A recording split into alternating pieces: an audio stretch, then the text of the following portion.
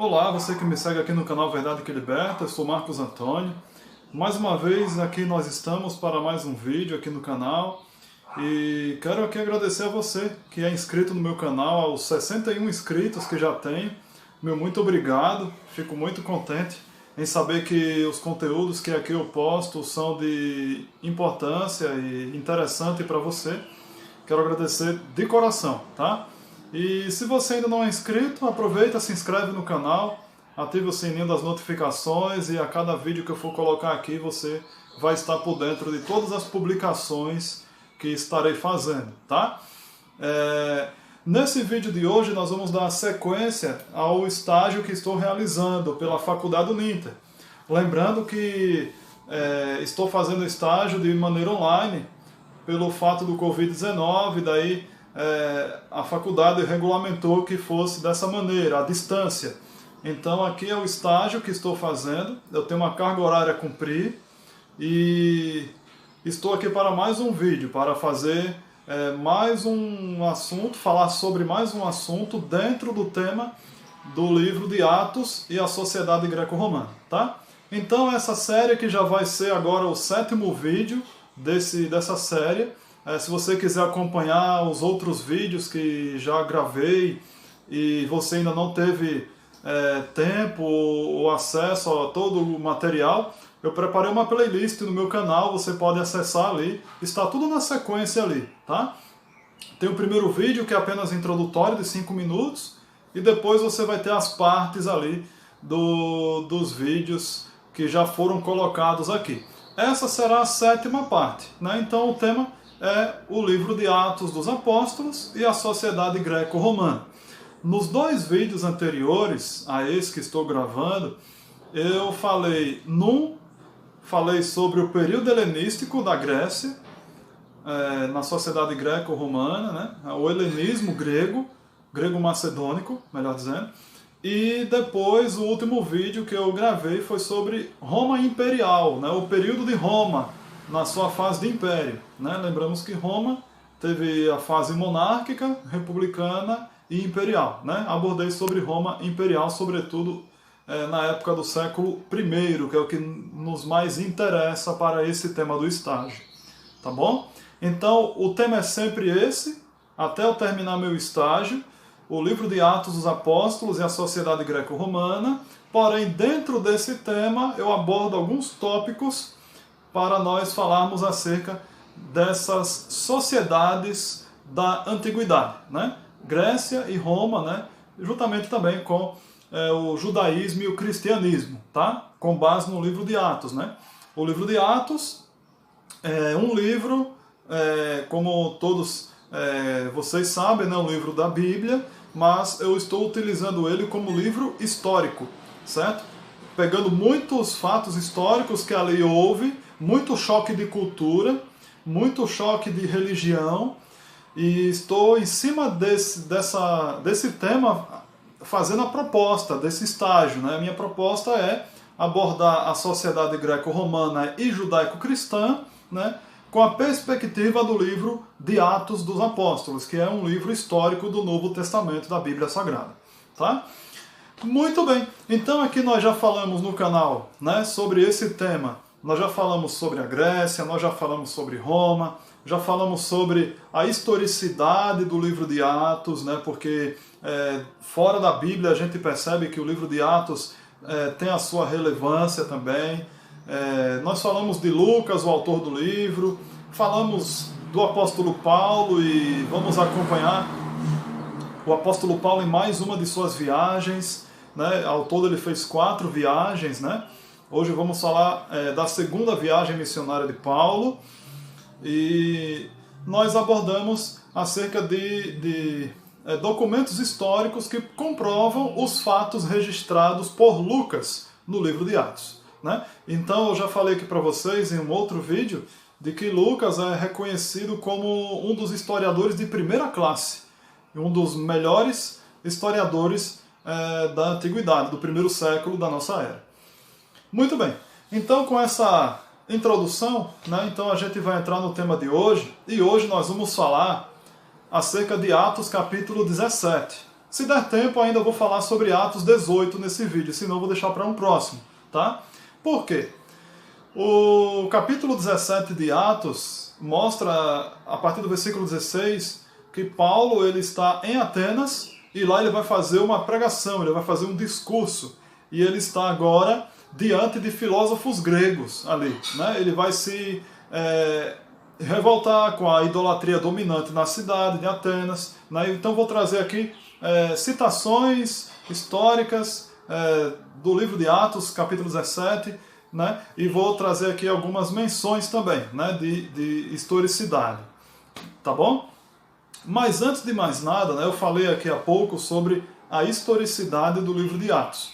Eu quero ler com vocês, por exemplo, aqui, ó, só para você que ainda não acompanhou os vídeos anteriores, mas eu quero, e você que já acompanhou também, eu quero que você, se você tiver aí a sua Bíblia, abra comigo no livro de Atos, capítulo 11, que é o livro que nós estamos estudando, né, o livro que é tema do meu estágio pela faculdade. Atos capítulo 11. Talvez na sua Bíblia o título acima está Ágabo prediz grande fome. A partir do versículo 27, Atos 11, a partir do 27, que diz assim: Naqueles dias, desceram alguns profetas de Jerusalém para Antioquia, e apresentando-se um deles, chamado Ágabo, dava a entender pelo Espírito que estava para vir grande fome por todo o mundo, a qual sobreveio nos dias de Cláudio. Os discípulos, cada um conforme as suas posses, resolveram enviar socorro aos irmãos que moravam na Judéia. O que eles, com efeito, fizeram enviando aos presbíteros por intermédio de Barnabé e de Saulo. O que o livro de Atos, capítulo 11, versículo 27 a 30, nos diz? Ágabo, um profeta do judaísmo, ele predisse uma grande fome que haveria, certo? E nessa grande fome, nós temos aqui a igreja, os discípulos, né, ajudando ali, prestando socorro aos que moravam na Judéia, aos irmãos que moravam na região da Judéia. Essa fome, ela aconteceu na história no ano 45, 46 depois de Cristo. A história fala de que a fome, essa grande fome que Ágabo profetizou, ela se cumpre no 4º ano do reinado de Cláudio. Quem era Cláudio? Cláudio, ele era imperador de Roma, certo? Ele foi o sucessor de Calígula, né, e antecessor de Nero.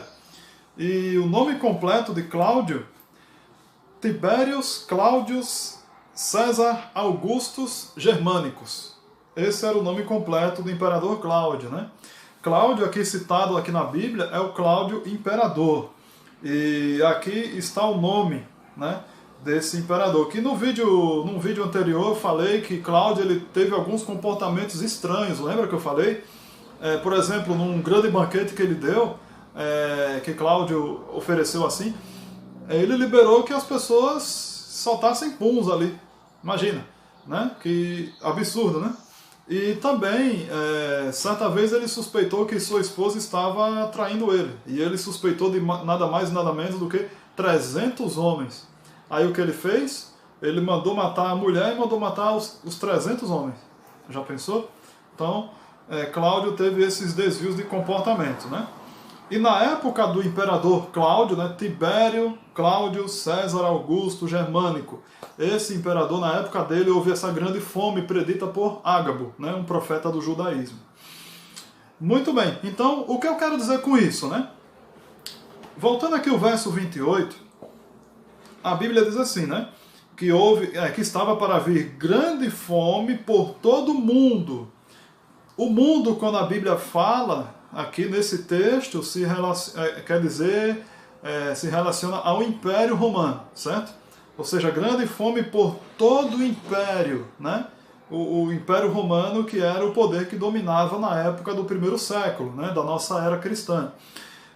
E sobreveio essa fome nos dias de Cláudio, né? Então Cláudio governou do ano 41 até o ano 54 depois de Cristo. E no quarto ano, que foi a contar do ano incluso, né, 45 depois de Cristo, mas há quem diga que foi no ano 46, houve essa grande fome no período de Cláudio. Eu quero aqui tratar com vocês sobre esse acontecimento, esse ocorrido aqui, de Atos 11, 28, dessa grande fome. Eu quero destacar aqui para vocês algumas citações históricas acerca dessa grande fome que houve na época do imperador Cláudio. Por exemplo, vamos lá. O primeiro deles que vou aqui citar é Flávio Josefo, o historiador judeu que trabalhava a serviço de Roma, nasceu em Jerusalém no ano 37 depois de Cristo e morreu no ano 100 depois de Cristo na cidade de Roma. Flávio Josefo, na sua obra Antiguidades Judaicas, entre as páginas 49 a 53, ele falou o seguinte: uma grande fome sobre toda a terra habitada, a qual de fato ocorreu no tempo de Cláudio. Então Josefo está testemunhando de que na época de Cláudio houve sim uma grande fome que se abateu a todo o território habitado, né? Toda a terra habitada. Uma outra fala de Josefo, ainda na mesma obra, ele fala o seguinte: a carestia, falta de alimento, está entre colchetes, era tão grande que muitos morriam de fome. Olha só, morriam de verdade, né? A gente hoje, aqui no Brasil, na nossa sociedade, a gente quando está com muita fome, a gente fala, eu estou morto de fome, fulano está morrendo de fome, né? Mas é uma linguagem figurativa, né? O que José está tratando aqui é de literalidade mesmo, né? Morriam de fome.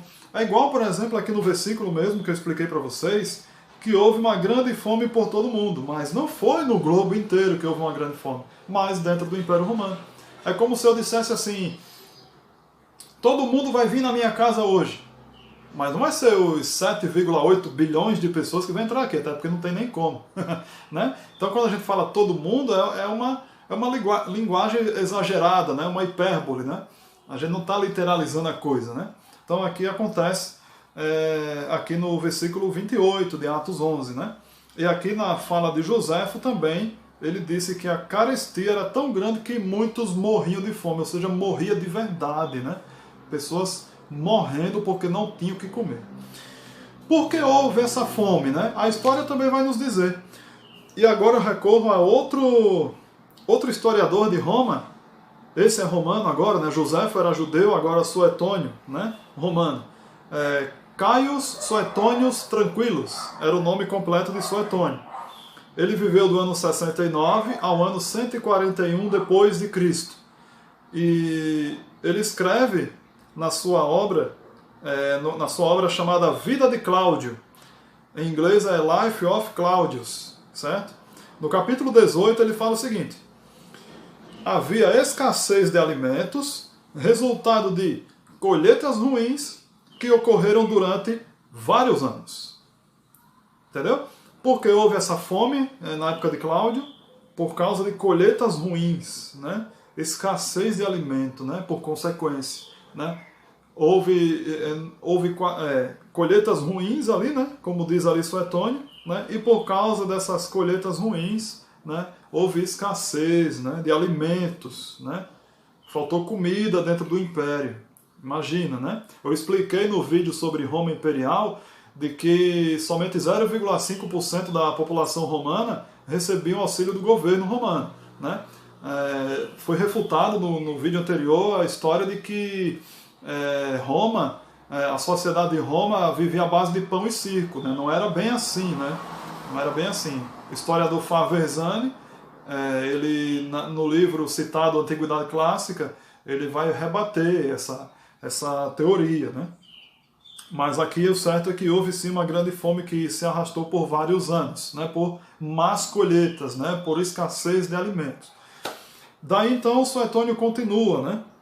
E quando o Suetônio vai mencionar sobre esse ocorrido na época de Cláudio, ele também vai mencionar a revolta das pessoas, né? Diante de Cláudio, né? A revolta da multidão. Olha só o que o Suetônio fala. Diz assim: como escasseasse o trigo após vários anos de esterilidade, ele, aí abre colchetes Cláudio, fecha colchetes, foi um dia arrostado, ou afrontado, né, na nossa linguagem popular, pela multidão, no meio do fórum, e viu-se tão coberto de injúrias, quanto de migalhas de pão, que não pôde, senão a muito custo, deixar o seu palácio por uma porta de trás. Ou seja, um povo com fome, né, você tem então uma revolta, né? Por causa dos vários anos de escassez de alimento, por causa das más colheitas, o povo começou a se rebelar contra o imperador, né? E Cláudio no fórum, teve que sair por uma porta de trás de Suetônio, né? Para fugir, quem sabe até de uma linchação ali, quem sabe, né?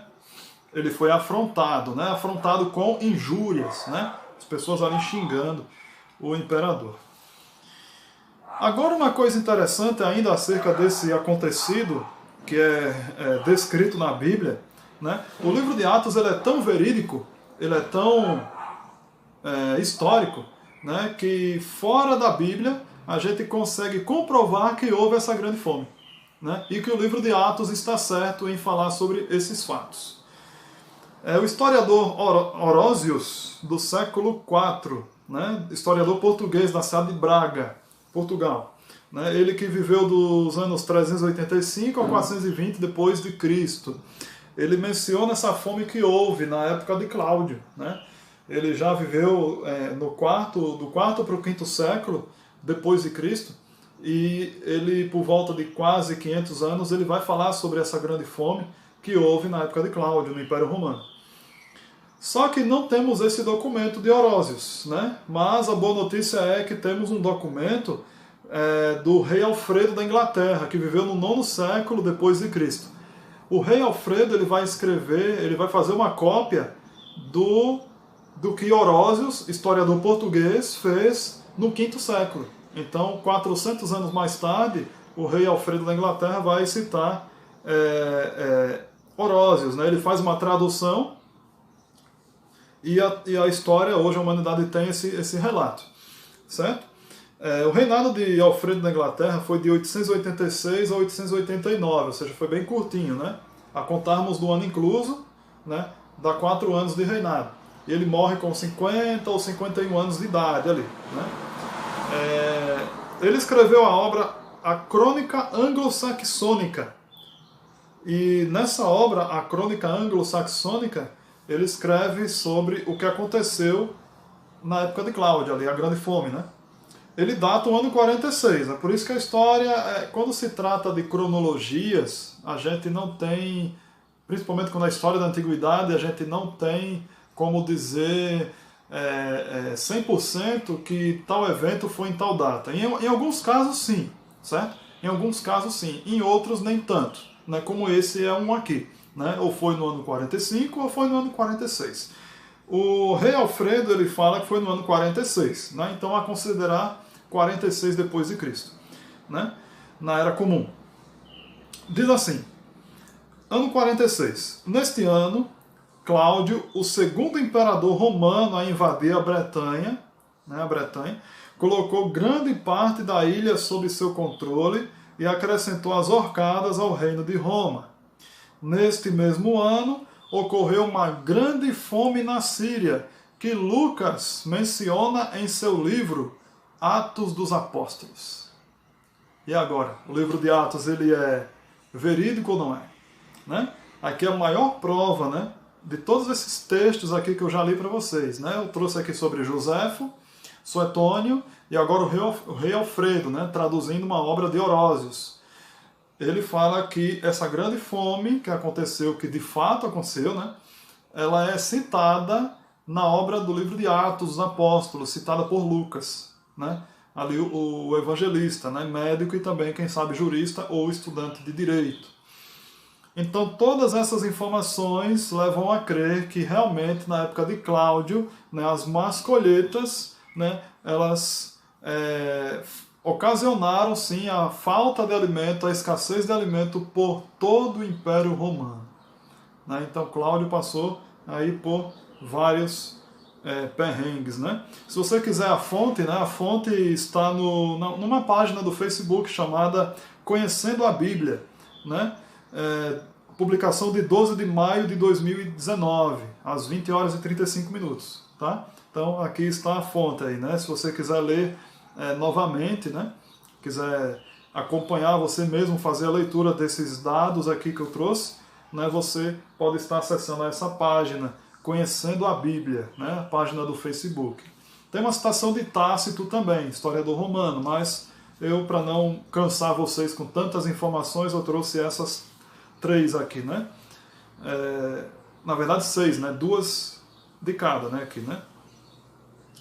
Muito bem. Vamos lá. Então aqui a gente tratou sobre Atos 11, versículo 28. Mas como eu disse no início do vídeo, a gente vai tratar hoje sobre Atos capítulo 17, certo?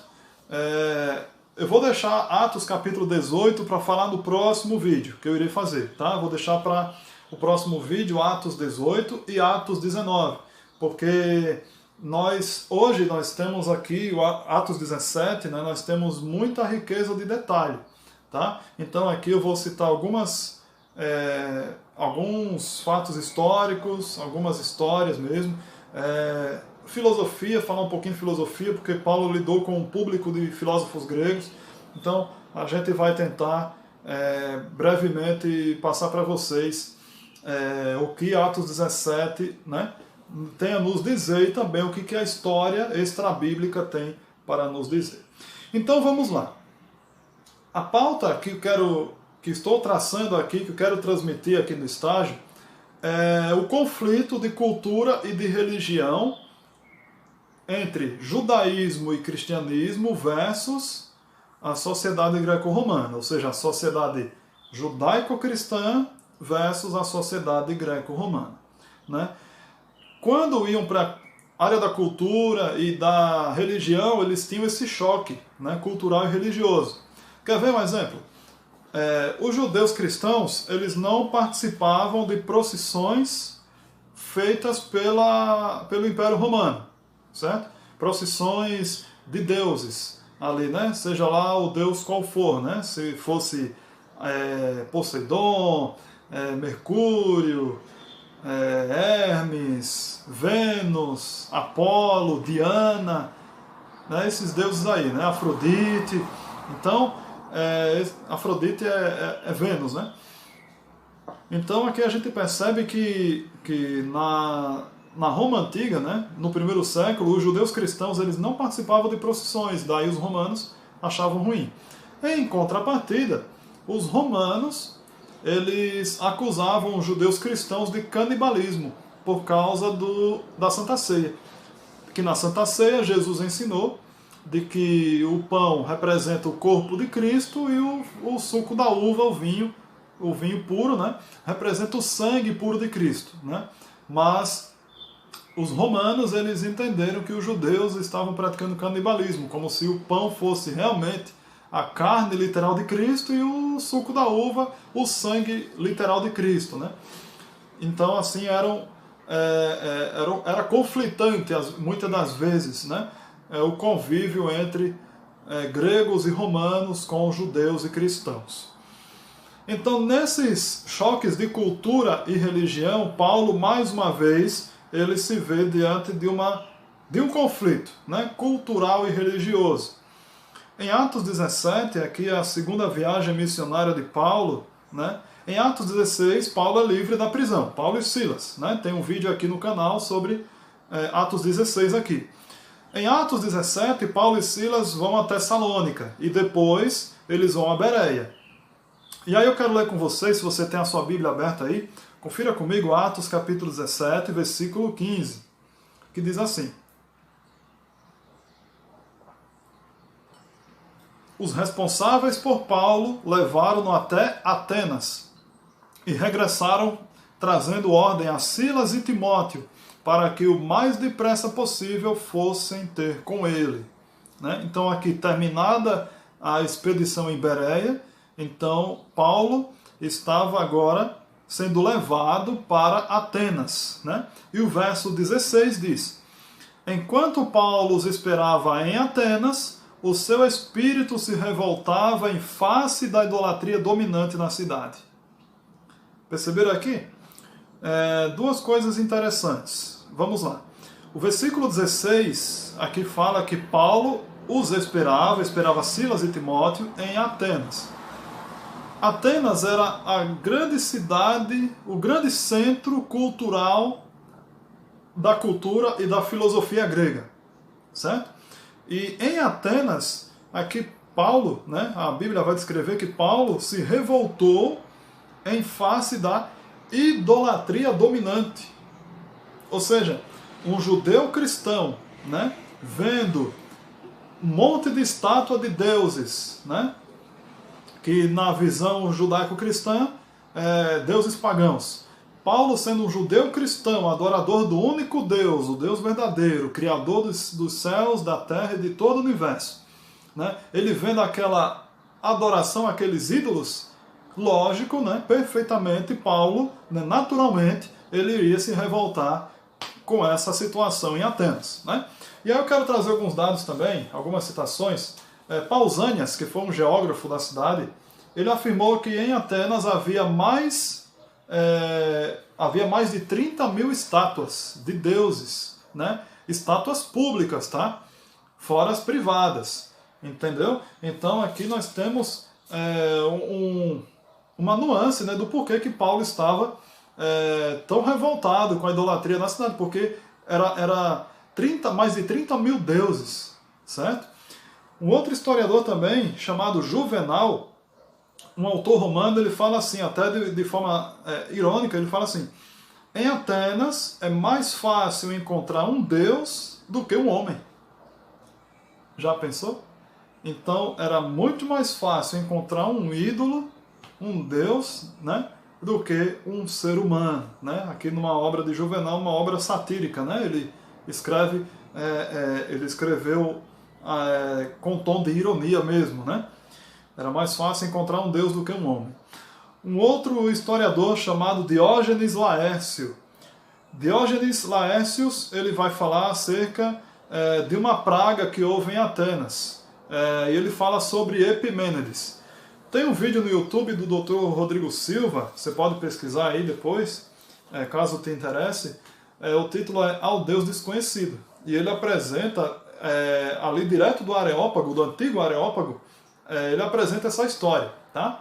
Então eu extraí a história que eu vou contar através do vídeo do Rodrigo Silva, né? Mas você pode estar acompanhando lá, tá bom? Lá ele vai mostrar ali a região ali, ele vai contar a história, mas eu vou contar uma história aqui que ele contou assim de forma bem resumida. Vamos lá. 500 anos antes do apóstolo Paulo, em Atenas se abateu uma praga, certo? Essa praga, os religiosos gregos da época, eles tentaram de todas as formas combater aquela praga. Eles adoravam um deus, adorava outro, fazia sacrifícios, fazia ofertas, mas a praga não cessava. Daí, certa vez, lembraram de Epimênides. Epimênides, ele era um poeta da ilha de Creta, e ele tem uma obra chamada Poema Crética. E Epimênides, ele é chamado para Atenas, e os gregos ali perguntam para Epimênides o que fazer, né, para combater aquela praga em Atenas. Daí Epimênides disse assim para eles: soltem as ovelhas. Umas ovelhas que estavam perto ali do Areópago, né, ali do Monte de Marte, né, assim conhecido, né, vou falar um pouquinho do Areópago depois. Eles soltaram as ovelhas, os cuidadores de ovelhas soltaram, e Epimênides havia falado assim: vocês devem observar para onde que vão as ovelhas, né? E daí, beleza, tranquilo. As ovelhas foram soltas, elas passaram por um deus, passaram por outro, e por mais outro, e chegaram a parar num canto que não tinha altar nenhum para deus nenhum. E daí os gregos atenienses falaram para Epimênides: mas olha, Epimênides, as ovelhas pararam no lugar que não tem nenhum altar ali, nenhum deus ali. E aí Epimênides respondeu: é ali que vocês devem construir o altar para adorar. Aí os gregos responderam, né? Deu uma réplica, né? E falou assim, tá, mas qual Deus que a gente vai adorar ali? O que a gente vai colocar ali? E aí então Epimênides aconselhou, olha, coloquem lá um altar e botem uma frase, é o Deus desconhecido. Então, assim, o fizeram, né? Aí no fim da história, fizeram sacrifício para aquele altar ali, né, que foi levantado, para onde as ovelhas tinham se retirado, e a praga depois cessou em Atenas. Já pensou? E daí no verso 23, Paulo, quando ele observa ali os gregos, os filósofos ali, os religiosos, ele fala assim, que havia um altar no qual está escrito ao Deus desconhecido. Pois esse que adorais sem conhecer é precisamente aquele que eu vos anuncio. Olha só, então isso já despertou a atenção de todos que estavam na Acrópole lá, né, no Areópago ali. E Paulo vai discursar acerca do Deus verdadeiro, né? Mas eu vou chegar ainda lá nesse verso. Vamos lá. Atos 17, verso 16. Então a gente percebeu, eu tratei aqui que Atenas era o centro intelectual da Grécia, né? Dos grandes filósofos ali, né? E também em Atenas havia mais de 30 mil estátuas públicas, né? Fora as privadas, né? E Juvenal, um autor romano, né? Que escreveu sobre os acontecimentos de forma irônica, ele fala que em Atenas era mais fácil encontrar um deus do que um homem, né? E tem essa história citada por Diógenes Laércios, né, sobre Epimênides. E a Bíblia, né, ela até vai trazer alguns dados aqui de Epimênides, aqui, né, da sua obra Crética. Epimênides ele escreveu contra os cretenses e contra os gregos, né? E em Tito capítulo 1, versículo 12, aqui a gente vê na Bíblia, no Novo Testamento, Tito, carta de Paulo a Tito, capítulo 1, versículo 12, diz assim: foi mesmo dentre eles um seu profeta que disse: cretenses, sempre mentirosos, feras terríveis, ventres preguiçosos, tal testemunho é exato. Ou seja, o judaísmo cristão reconhece Epimênides, né, um poeta, né, reconhece ele como um profeta, né, fora da cultura judaico-cristã, da religião judaico-cristã. Muito bem. O verso 17 diz assim: por isso dissertava na sinagoga entre os judeus e os gentios piedosos, também na praça todos os dias entre os que se encontravam ali. Então Paulo estava adotando uma dupla estratégia evangelística. Ele pregava para os judeus e para gentios piedosos, né, na sinagoga, e na praça ele pregava para os gregos, né, e para os atenienses sobretudo, certo? No verso 18, quando Paulo estava pregando na praça, olha o que aconteceu. E alguns dos filósofos, epicureus e estoicos, contendiam com ele, havendo quem perguntasse: que quer dizer esse tagarela? E outros: parece pregador de estranhos deuses, pois pregava a Jesus e a ressurreição. Então Paulo ele é levado ao Areópago, certo? E o Areópago, ele era se você pesquisar na internet aí, você vai ver ali, Areópago é uma grande pedra, né? Muita gente achava que era um palácio, que era um templo, que era um fórum. Não, o Areópago ele era apenas uma pedra onde os gregos atenienses subiam até lá, eles ali falavam acerca de filosofia, eles traziam ali ideias, né? Haviam grandes debates lá, né? E ali eles se interagiam, né, e também gostavam de ouvir novidades, né? Como eu falei antes, né? Por 500 anos os atenienses adoraram a um Deus que eles não conheciam, né, que tinha apenas um altar e o nome em cima, e o nome no altar, o Deus desconhecido. Esse altar ele hoje até agora não foi encontrado. Foi encontrado não lembro que cidade que foi citado pelo Rodrigo Silva. Foi encontrado acho que em Éfeso, se não me engano. Aos deuses desconhecidos, mas não é o mesmo altar que é descrito em Atos 17, certo? Mas foi encontrado um altar similar, né, semelhante a esse descrito aqui. Então eles gostavam de novidades, e Paulo estava pregando sobre o Deus desconhecido, então chamou a atenção de muitos, de todos, né? Na verdade, todos que estavam lá nesse Areópago, né? O verso 18 vai trazer duas situações aqui importantes que eu quero frisar para vocês. Primeiro, ali fala que alguns dos filósofos epicureus e estoicos contendiam com Paulo, né? Havendo quem perguntasse o que quer dizer esse tagarela, né? Tagarela aqui no original grego, né? O grego era a língua franca da época, né? Eu já falei isso para vocês em vídeos anteriores. A Bíblia, o Novo Testamento foi escrito em grego e o Antigo Testamento foi traduzido do hebraico para o grego também, né? A Septuaginta, né? No grego ali a palavra tagarela dá a ideia de uma ave que bica ferozmente ou velozmente, sabe? Ou seja, um papagaio, né? Alguém que fala demais, né? Então Paulo foi assim tratado pelos filósofos. E os epicureus e os estoicos, né? Agora isso aqui é importante nós falarmos, vamos falar um pouquinho de filosofia agora, tá? A gente estuda, eu sou aluno de história, né? Mas quando se trata de humanidades, a gente também recorre à teologia, à arqueologia, à filosofia, né? Assim a gente vai diversificando, a gente não pode ficar preso apenas a uma matéria, né? A gente vai diversificando. Então os epicureus, né? Começando a falar dos epicureus, eles eram discípulos de Epicuro. Epicuro, ele nasceu numa cidade chamada Samos, na Grécia, e no ano 341 Epicuro nasce, certo? Os epicureus, né, os filósofos epicureus, eles ensinavam o hedonismo, né? Hedonismo vem da palavra renodê, né? Que quer dizer prazer, certo?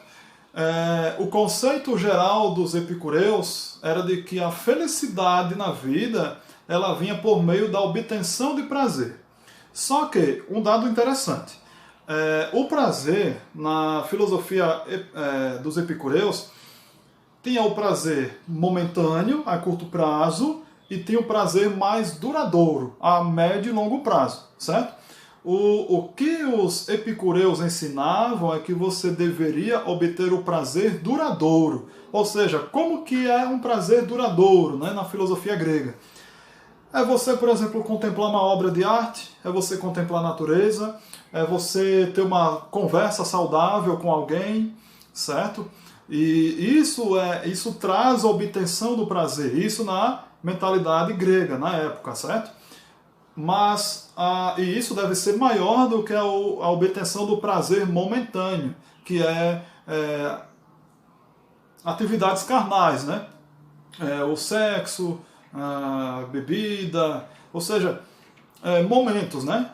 Momentos de prazer, né?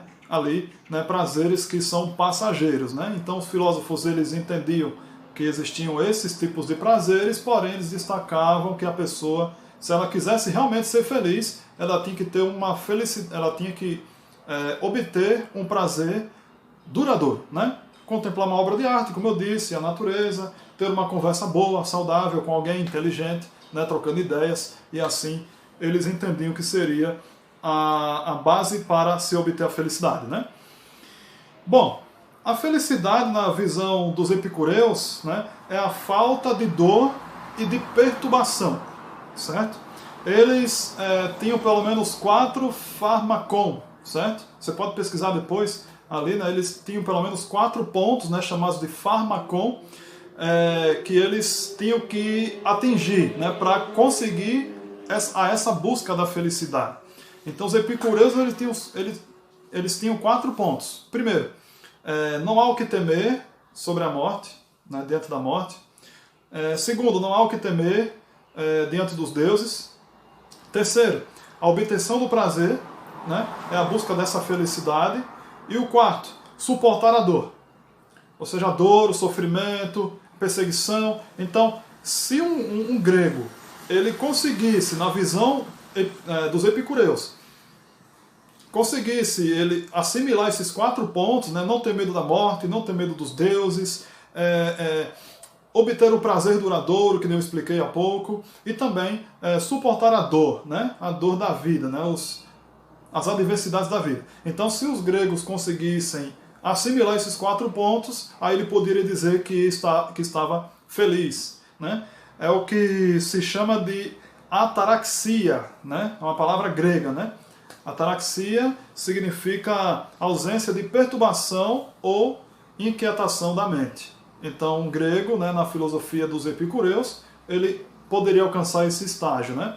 Então, a busca pela felicidade na visão epicurista é esses 4 pharmakon, né? Assim, é uma palavra grega, né? Esses 4 princípios para a obtenção da felicidade, né? Eles também buscavam a aponia, né? A aponia é a busca pela ausência da dor, né? Na ataraxia, um dos pontos era suportar a dor, mas a aponia era se ausentar dessa dor, né? A dor ser algo que não é real na vida deles, né? Eles buscavam por isso, né? Então essa é a linha dos epicureus, né? Que Paulo estava dialogando com eles no Areópago, né? No Monte de Marte, né? Assim conhecido na época. E os estoicos, né? Os estoicos também eram uma outra linha da filosofia helenística na Grécia. Os filósofos estoicos, né? Foi discípulos de Zenão, certo? Zenão, ele não era ateniense e por isso ele teve que ensinar ali em mausoléus, na frente de mausoléus, perto da porta da cidade de Atenas, certo? Ele não tinha a cidadania ateniense, certo? E a palavra estoico, essa palavra, ela vem da palavra estoar, certo? Por isso que o nome é estoicos, né? Estoar era da onde ele ensinava, né? O lugar que ele ensinava era conhecido como estoar, por isso o nome estoicos. Então aqui nós percebemos que Zenão, a filosofia trata que ele também nasceu ali por volta do 4º século, ali antes de Cristo, eu não me recordo agora a data precisamente, acho que no 4º, 3º século antes de Cristo, numa cidade chamada Sítio. Sítio com C, tá pessoal? Não sítio com S, né, de fazenda, né? Sítio, né, uma cidade que havia na Grécia. E por ele não ser ateniense, então ele não tinha acesso, ao Areópago, né, também, né, e aos debates de filosofia dentro de Atenas, né? Mas ele teve seus discípulos. E o estoicismo teve 3 fases. Essas 3 fases, a história ela tem documentos de 2. A fase do meio ali e a fase da época de Paulo, né? Agora a primeira fase, que foi logo com o Zenão ali, a gente não tem dados históricos, né? Muita coisa se perdeu, né? Eu acho até que eu já falei aqui num outro vídeo nessa série que a Biblioteca de Alexandria, após o incêndio, ela perdeu ali muito material precioso, muita obra histórica mesmo, muita obra que a humanidade tinha até então e que se perdeu naquele incêndio. Hoje nós temos apenas fragmentos de história no mundo, né? E o que pensavam os estoicos, né? Eles buscavam a paz em qualquer circunstância, né? A exemplo dos epicureus, eles buscavam também a felicidade, né? Só que na visão estoicista, né, a felicidade era a busca do dever e não do prazer, né? Os epicureus ensinavam a busca pelo prazer, né, o prazer duradouro, né, para se obter a felicidade. Já os estoicos, eles buscavam a felicidade através dos deveres da vida, né? E também eles acreditavam que o destino do homem era já traçado, né, desde antes do seu nascimento, né? Eles assim chamavam Deus de razão universal. Então aqui está o pensamento estoicista, né? O pensamento dos estoicos. Então a gente percebe que Paulo ele vai lidar com esse público, né? Pelo menos com 2 públicos aqui, né? Os epicureus e os estoicos, né? E essas 2 linhas filosóficas, elas criam de que o universo era eterno, certo? De que o universo sempre existiu, mas essa teoria ela é infundada hoje em dia na academia, né? Quem estuda astronomia sabe que o universo tem limites, né? Por isso que ele vai, o fato dele estar se expandindo, né, é prova de que ele não é ilimitado, né? Ele possui limites e também o universo surgiu, né?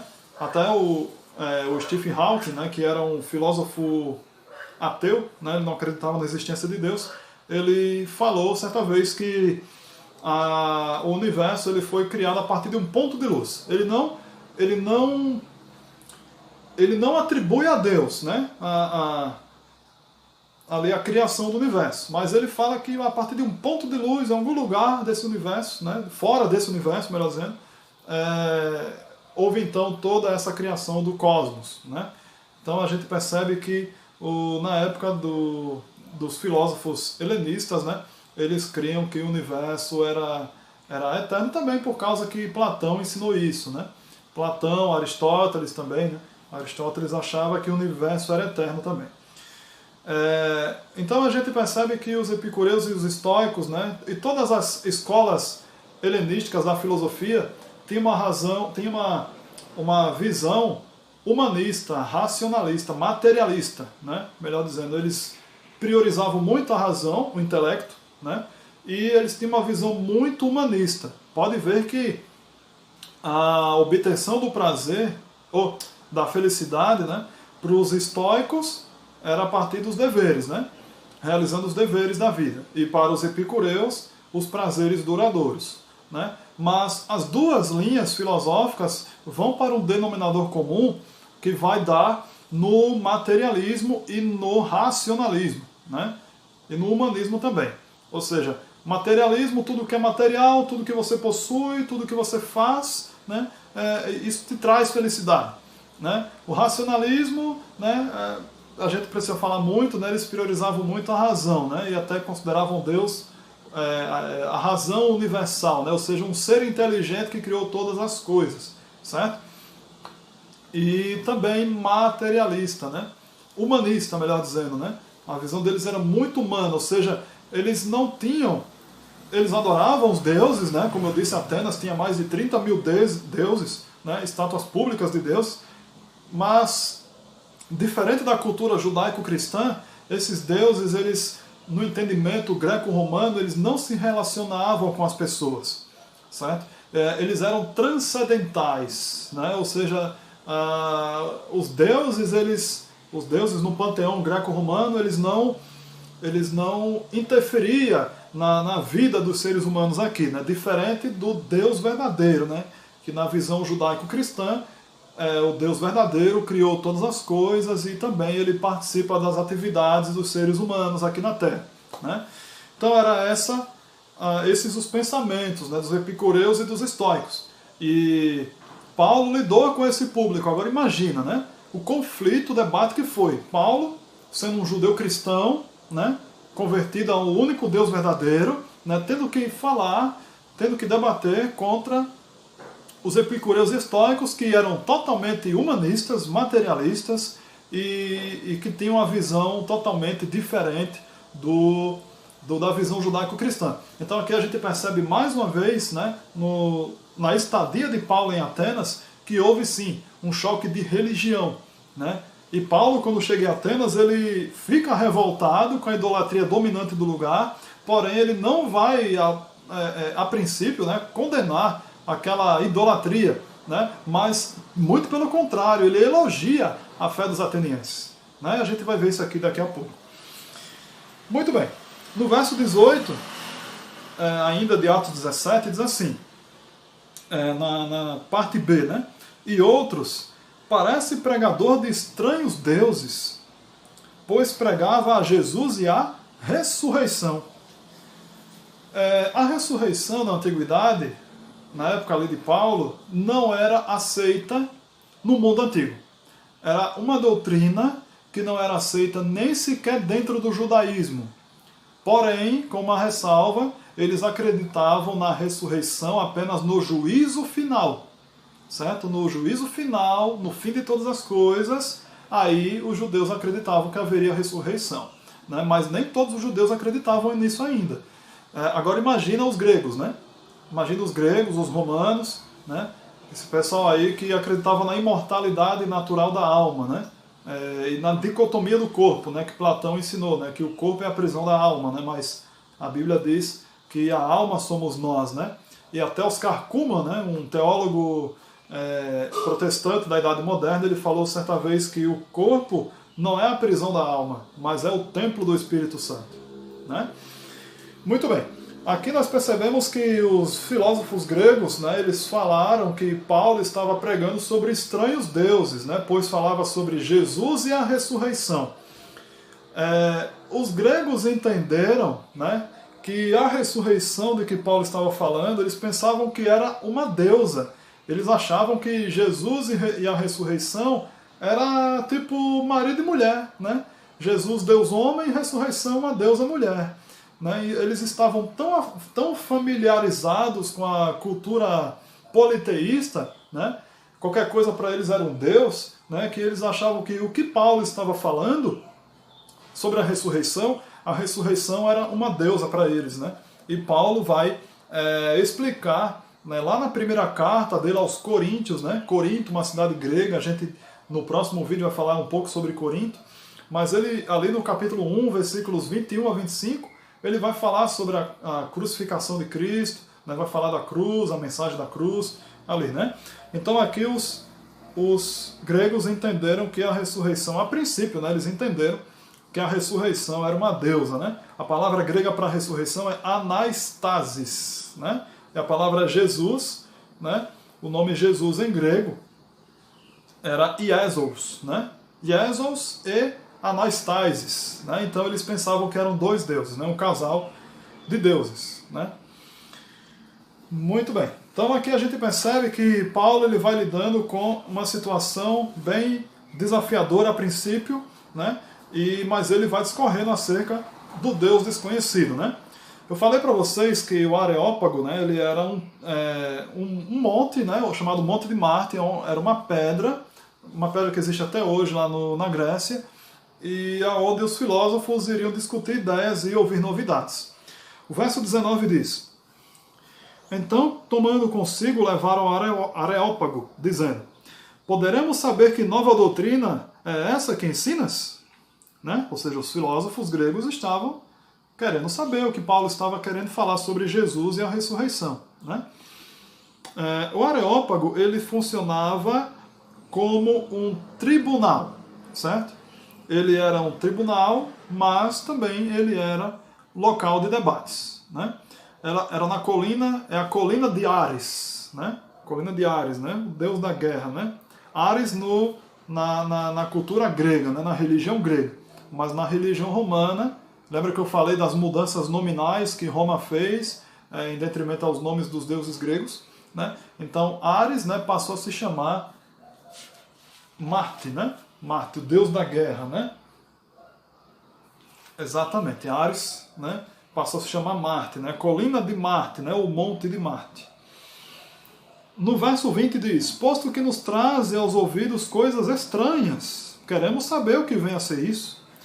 Pois todos os de Atenas e os estrangeiros residentes de outra coisa não cuidavam senão dizer ou ouvir as últimas novidades. Então a gente percebe no relato bíblico que os gregos gostavam de novidades, né? E não se falava em outra coisa, né? Na cidade, né? Quando Paulo estava lá para pregar sobre Jesus e a ressurreição.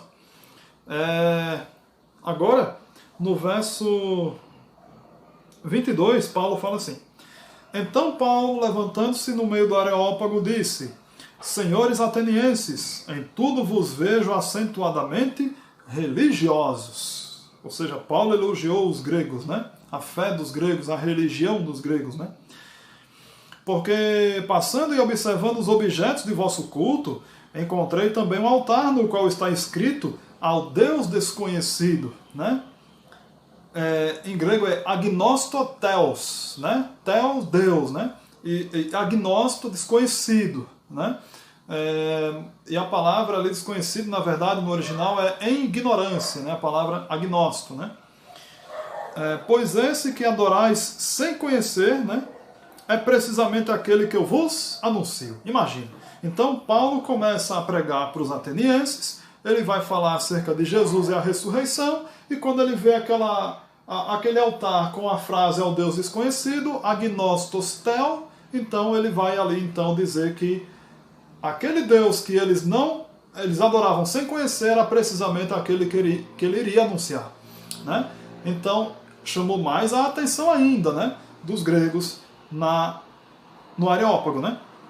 Então Paulo no verso 24 ele vai dizer o seguinte, vamos ver aqui, verso 24 e 25. O Deus que fez o mundo, aqui ele vai dar uma resposta aos estoicos. Uma coisa que eu esqueci de falar, os estoicos eles acreditavam num Deus panteísta. O que quer dizer isso? Tudo que há na natureza, todos os elementos, era a soma do Deus, que eles acreditavam, né? A razão universal, que eles chamavam assim. Então, na visão estoica, melhor, na visão dos epicureus, né? Não, dos estoicos mesmo, perdão. Na visão dos estoicos, né? Deus era um ser panteísta, que cada elemento na natureza era um pedacinho de Deus. Era assim que eles acreditavam. Então, quando Paulo, diante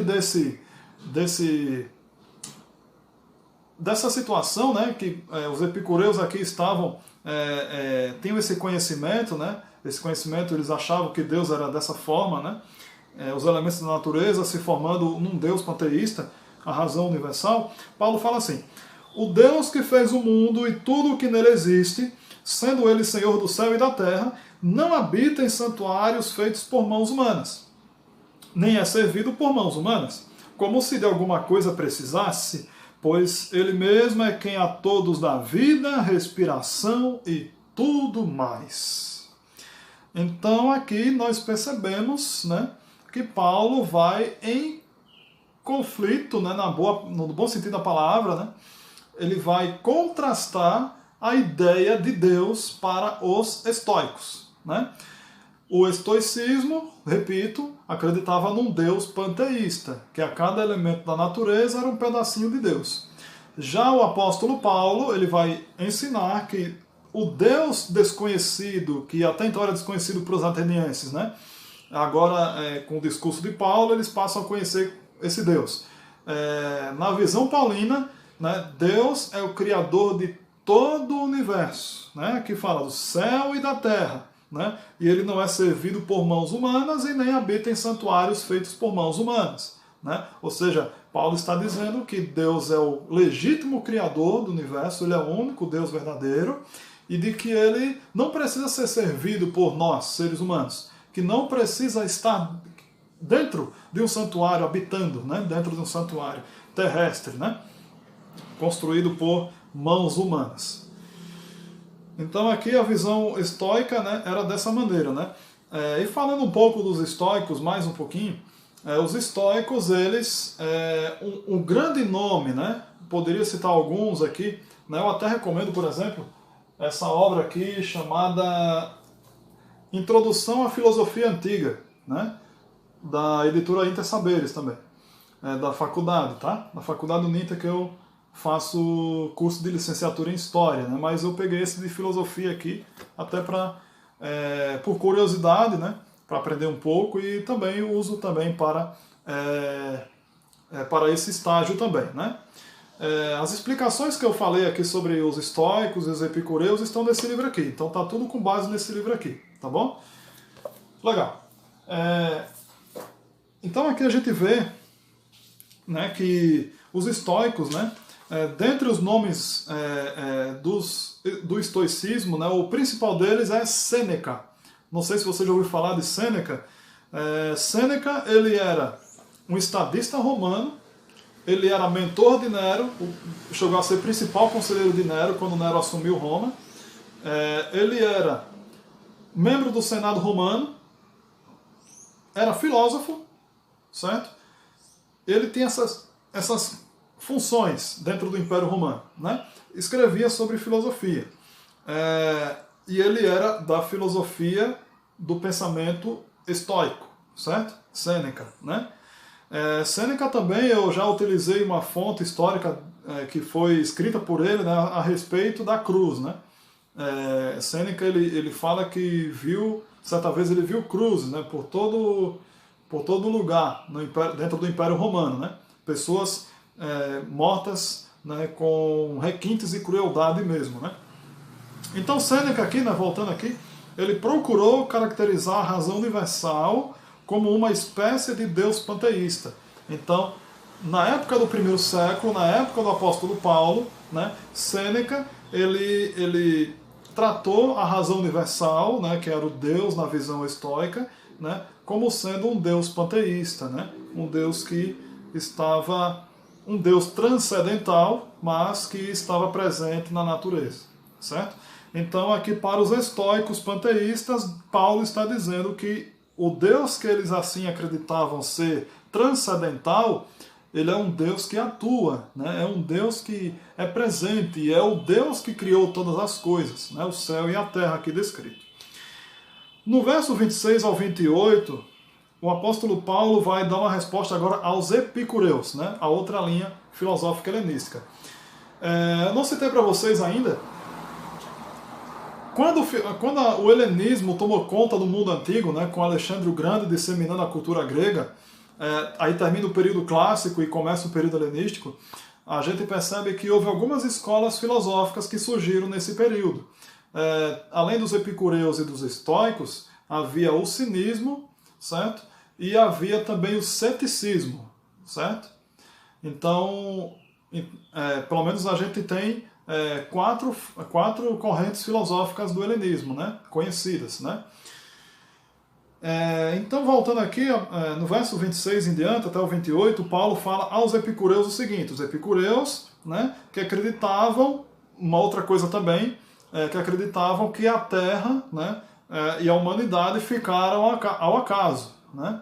Os deuses transcendentais, né, o Deus, a razão universal, que assim eles acreditavam, né, eles foram criados, os céus e a terra, né, foram criados, mas foi criado por um acaso, né? É uma visão totalmente humanista da coisa, né? Totalmente materialista mesmo, né? Eles não tinham relação com os deuses, né? Então assim eles acreditavam, né, que a Terra e a humanidade ficaram ao acaso, ou seja, o Deus, a razão universal criou, mas criou, né, para viver aí no acaso aí, né? Mas Paulo vai dar uma resposta, ele vai falar o seguinte, no verso 26 em diante: de um só fez toda a raça humana, ou seja, Deus é a fonte da vida, e de um só, Adão, né, Deus fez toda a raça humana, para habitar sobre a face da terra, havendo fixado os tempos previamente estabelecidos, ou seja, já quebrando aquele paradigma de que a terra e a humanidade ficaram num acaso, né? Paulo aqui está dizendo que Deus instituiu os tempos, né, previamente estabelecidos e os limites da sua habitação, né, para buscarem a Deus, se porventura tateando possam achar, bem que não está longe de cada um de nós, certo? Ou seja, Paulo, ele percebeu que os gregos, eles acreditavam que o ser humano brotava da terra, né? A criação do homem foi de brotar da terra, ou seja, eles não estavam muito longe da verdade, os gregos, né? Os filósofos gregos, né? E no verso 28 aqui, falando de Epimênides novamente, aqui Paulo vai usar um texto de Epimênides para responder aos epicureus, né? Verso 28. Pois nele vivemos e nos movemos e existimos, como alguns dos vossos poetas têm dito, porque dele também somos geração, né? Então aqui a citação, pois nele vivemos, nos movemos e existimos, Paulo extraiu de Epimênides, né? Um poeta grego que o judaísmo cristão reconheceu ele como profeta, lá em Tito 1,12, né? Vocês lembram, né? Que eu li para vocês antes, né? E também diz assim, como alguns dos vossos poetas têm dito, porque dele também somos geração. Então aqui, mais uma vez, Paulo recorrendo aos próprios poetas gregos, aqui dessa vez ele usa o testemunho de Arato e de Cleanto, né? Arato, a obra Fenômeno, né? E Cleanto em homenagem a Zeus, né? Que é Deus em grego, né?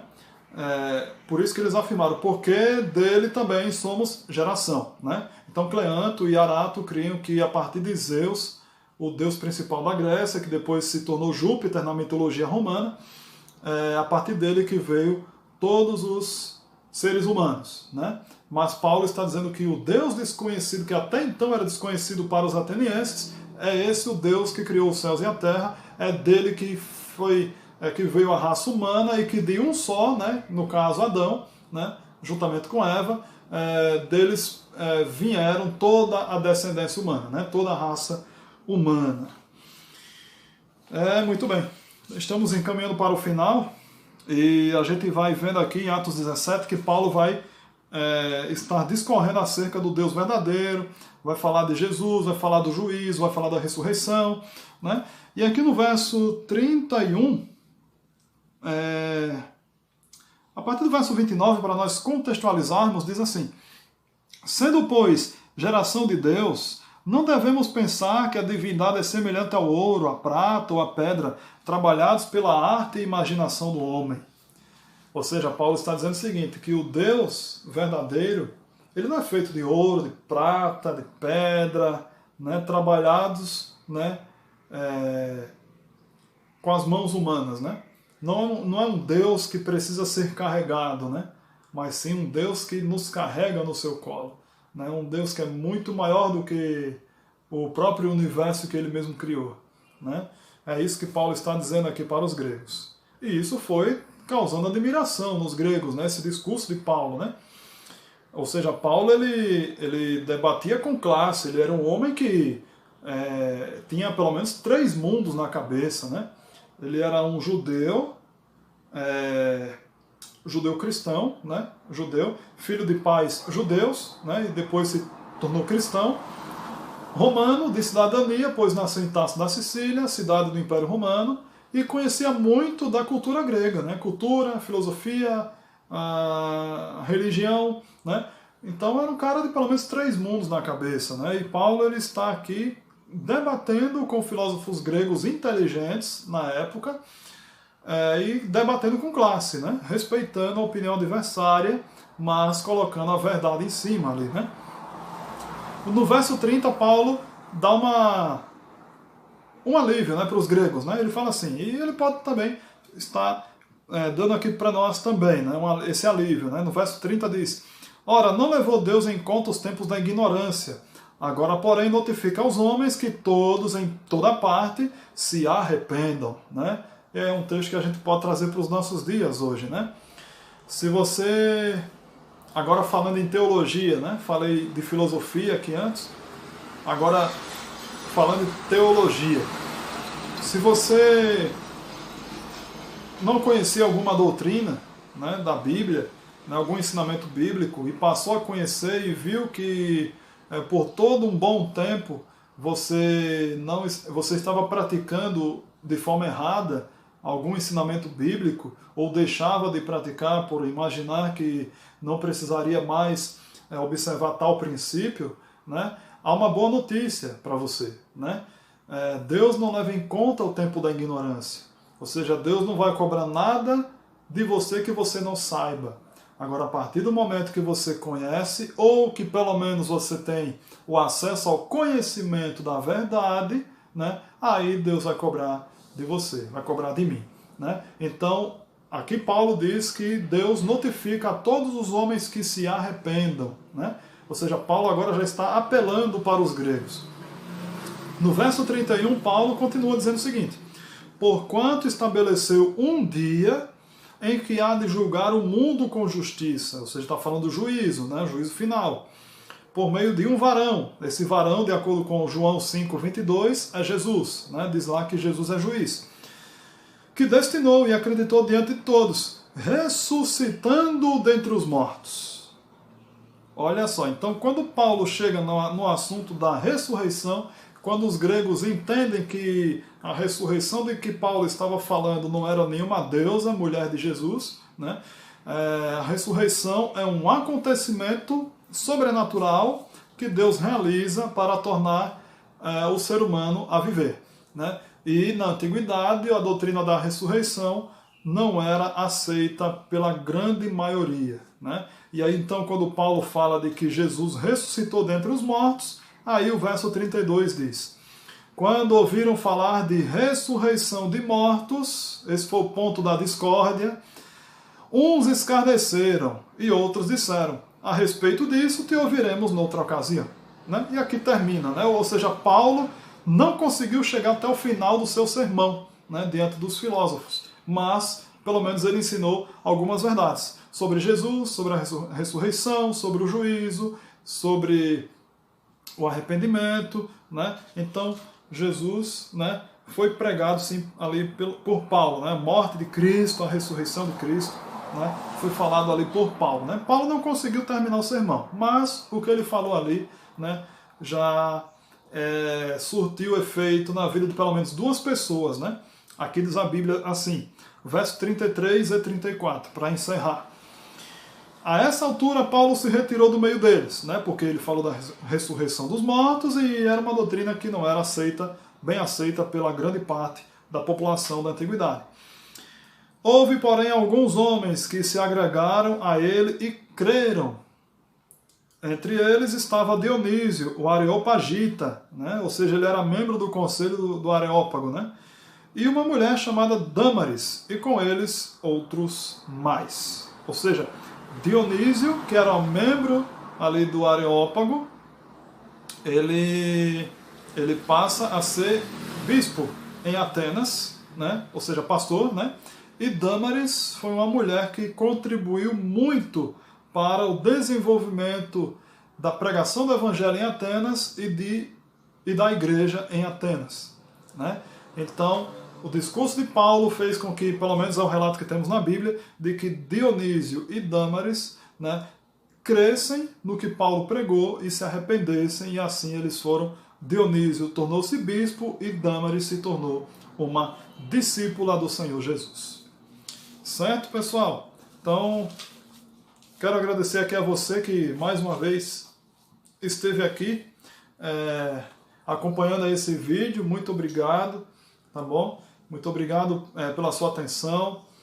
Falei muita coisa, né? Eu disse para vocês que Atos 17, né, é um capítulo recheado de informações históricas, trata dos filósofos também, expliquei um pouco das filosofias ali descritas, né? E eu quero terminar, na verdade, aqui com um texto, né? Eu não posso deixar de ler um texto aqui, um livro, né?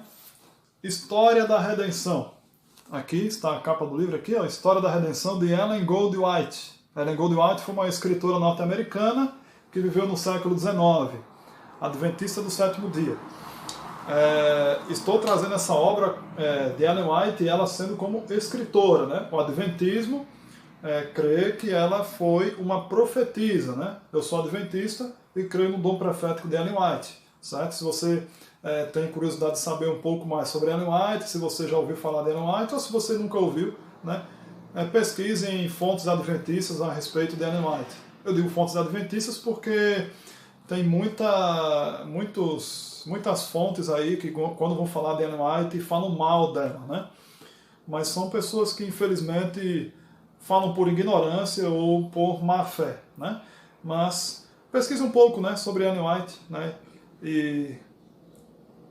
E você vai ver, né, que Ellen White foi uma mulher cristã, serva do Senhor, né, que foi dado a ela o dom profético. Mas eu uso essa obra dela como história, tá? Como literatura histórica para endossar o que eu estou falando.